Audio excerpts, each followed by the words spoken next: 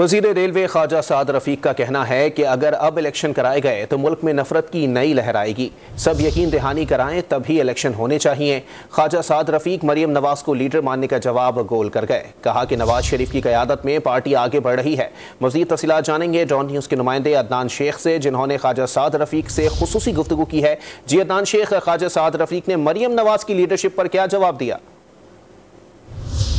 جی بالکل، میرے ساتھ موجود ہیں وفاقی وزیر ریلوے خواجہ سعد رفیق. آئیے ان سے بات کرتے ہیں اور پوچھتے ہیں کہ جو موجودہ سیاسی صورتحال ہے اس میں کیا دیکھتے ہیں کہ الیکشن ہونے جا رہے ہیں یا نہیں ہونے جا رہے، اور آپ کی جماعت اگر الیکشن ہوتے تو کیا تیار ہے اس کے لیے؟ جی خواجہ صاحب. یار سیاسی جماعت الیکشن کے لیے تو تیار ہوتی ہے.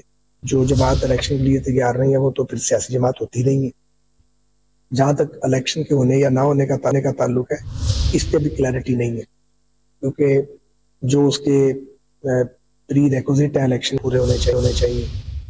تو ان حالات میں اگر الیکشن کا ڈول ڈالا جاتا ہے تو ایک نئی تلخی پیدا ہوگی، میں یہ سمجھتا ہوں، اور ایک نئی نفرت کی ایک لہر آئے گی بہت بڑی.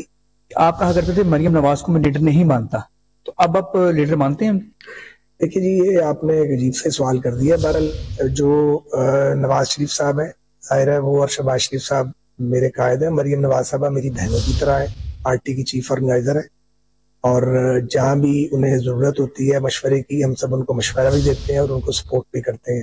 اس معاملے میں کوئی بہام نہیں ہے.